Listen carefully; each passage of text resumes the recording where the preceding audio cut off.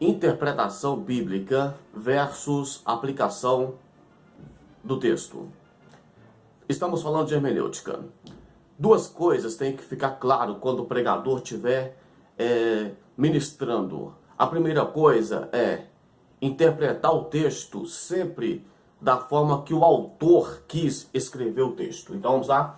A interpretação é o que o autor disse ou o que o autor quis dizer. Se tratando da Bíblia ser a palavra de Deus, então é importante o que é que o autor quis dizer nesse texto.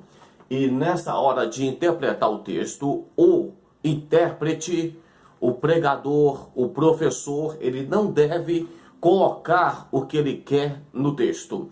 Ele deve transmitir o texto sempre de forma literal, sempre que possível, literal.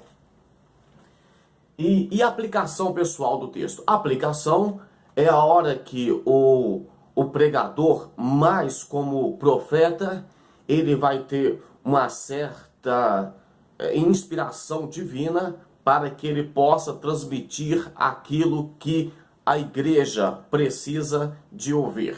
O que faz as pessoas errarem bastante texto quando estão fazendo provas de concurso público ou quando estão fazendo provas do Enem, é você interpretar o texto de acordo com aquilo que você acha, aquilo que você pensa. O texto não deve ser interpretado de acordo com o que eu acho, o que eu quero, o que eu penso. O texto é interpretado de acordo com o que o autor quis dizer. Guarde isso aí, que isso é muito importante para interpretar qualquer texto sagrado.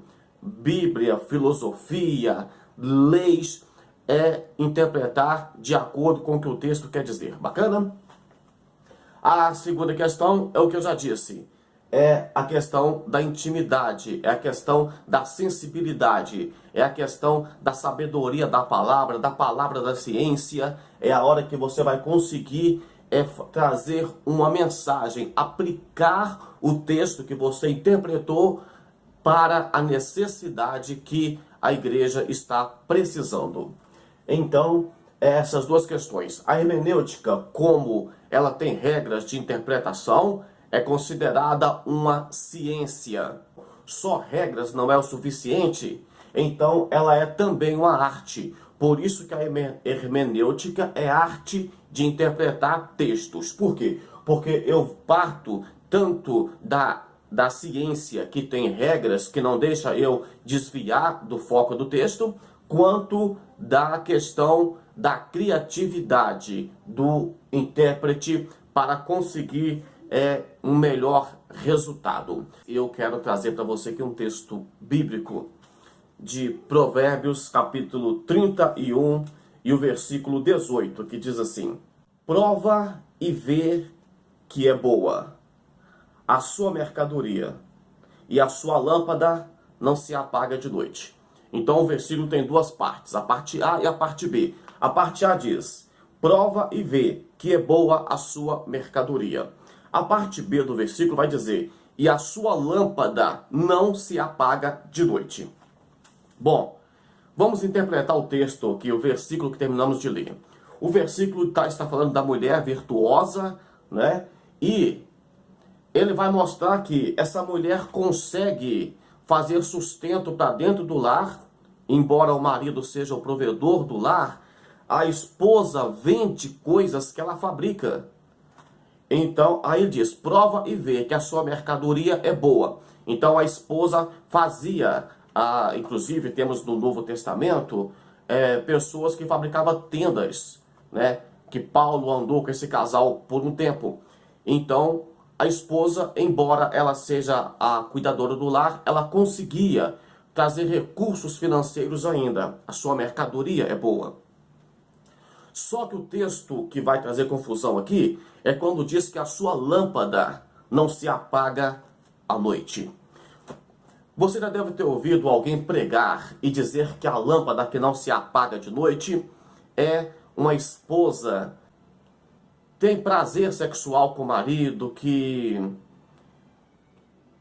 que tem uma relação saudável, prazerosa, que satisfaz o marido, ou ambos se satisfazem, para não dar ocasião para o adversário. Então é muito comum você ver pessoas pregando e falando, olha, a lâmpada da mulher não pode se apagar de noite.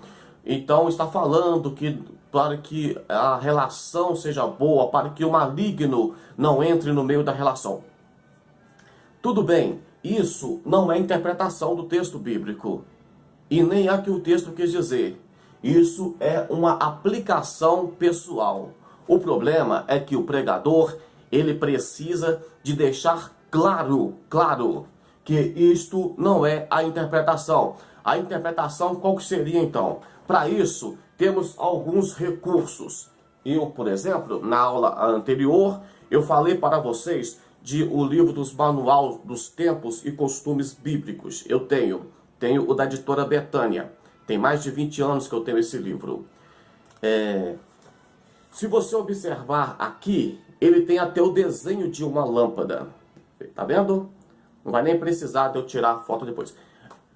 O desenho de uma lâmpada.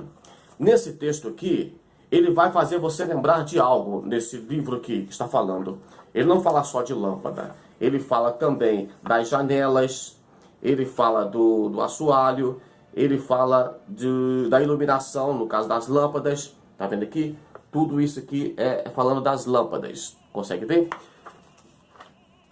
Vem aqui, ó. As paredes da casa. Como eram as paredes da casa? Tá vendo? As paredes. Então, esse livro vai dizer como era difícil. A casa, antigamente, ela tinha as casas mais pobres, elas tinham, no mínimo, uma lâmpada. E as pessoas que tinham mais dinheiro, tinham várias lâmpadas em casa. Não existia vela nesse tempo. Eu trouxe também aqui um dicionário bíblico. Todo pregador, todo intérprete da Bíblia precisa de dicionário. Não tem como você interpretar. Esse daqui é um dos melhores que eu tenho, tá? É o Dicionário Ilustrado da Bíblia, o DIB. E ele vai dizer quase a mesma coisa que o manual disse. Como eram as lâmpadas, como se fazia as lâmpadas. Então, é isso aí. O dicionário bíblico, ele vai te ajudar. Se você tem um material diferenciado, você tem recursos além da internet. Então, você precisa de um manual dos tempos e costumes bíblicos, um dicionário bíblico, para que você possa interpretar a Bíblia de uma forma mais rica, mais ampla. Agora, vamos lá. Você, como pregador, você vai pegar o texto e vai fazer o seguinte. Olha, a lâmpada não se apaga de noite. Você vai pregar só a parte B do versículo, correto? A sua preocupação é de falar que a lâmpada não se apaga. Então, você pode pegar vários textos bíblicos. Você vai lá em Samuel, quando fala que Deus chamou Samuel antes que a lâmpada se apagasse. Você pode pegar o texto, por exemplo, das virgens loucas e das virgens prudentes e falar que as lâmpadas, o azeite das virgens prudentes estavam acesa a lâmpada, tanto das prudentes quanto das nécias, mas começou a faltar azeite para as lâmpadas das nécias e as lâmpadas começaram a se apagar. Então você começa a ver a mulher virtuosa, a lâmpada se apagando. Você pode até tirar a questão da mulher e falar só da lâmpada. Isso é aplicação. Então você vai trazendo aí para fazer. E a lâmpada, coloquei aqui, ó, Thomas Edison, que nasceu em 1847 e morreu em 1931. Ele é considerado o inventor da lâmpada, embora não tenha sido. Existe mais de 20 pessoas que trabalhou na lâmpada antes de Thomas Edison, mas ele foi o responsável por patentear essa lâmpada. Enquanto os outros estavam preocupados em criar, ele foi lá e patenteou, falou, é minha. Beleza? Então, quando você fala de lâmpada, você lembra da luz de LED que tem na sua casa, não é? Da luz fluorescente, sei lá. Mas, na verdade, naquele tempo não era assim. É por isso que tem que olhar também a questão histórica. No tempo de Jesus, no tempo de Salomão, as lâmpadas não eram elétricas, nem tinha eletricidade.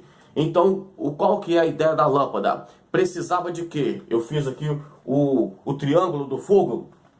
precisa de oxigênio, calor e de combustível para fazer o fogo.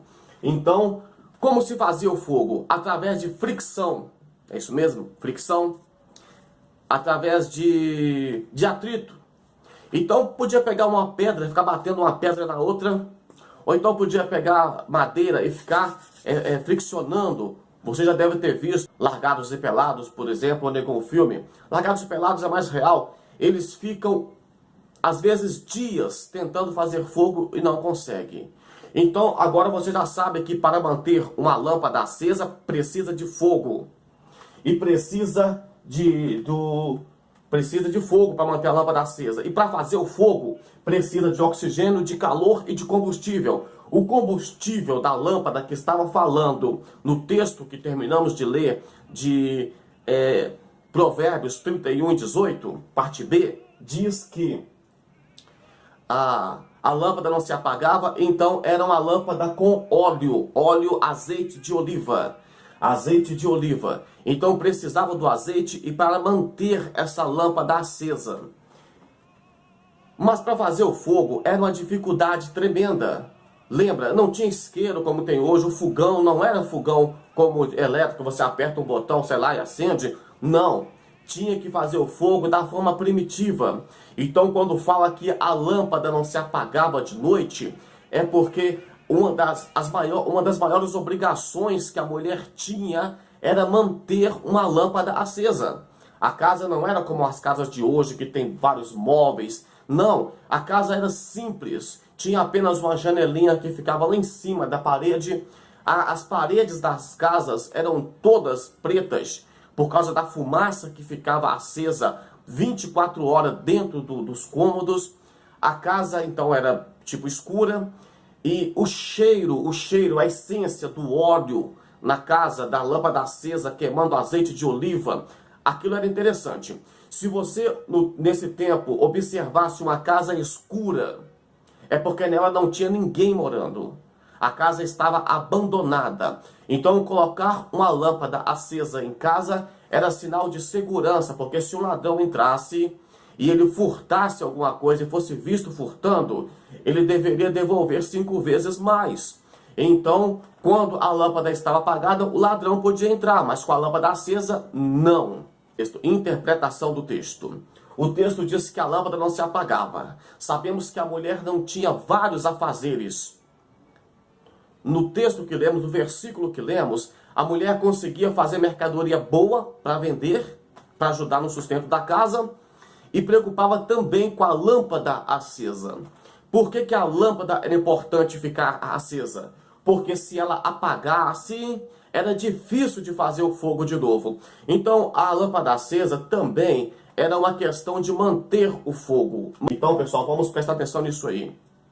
A lâmpada não fala de outra coisa. Não fala do Espírito Santo, não fala da relação sexual entre marido e esposa, não fala de nada a não ser da lâmpada que acende para iluminar a casa, para clarear. É só isso.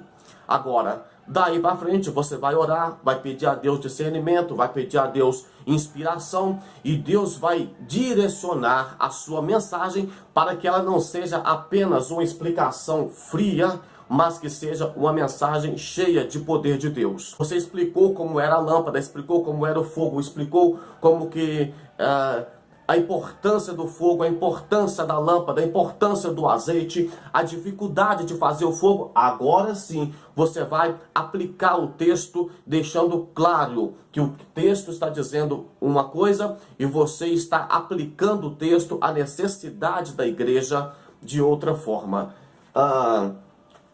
Eu agradeço vocês por terem assistido o vídeo até aqui. Se não é inscrito no canal, se inscreva, participe, faça comentário, perguntas, no mais. Deus te abençoe.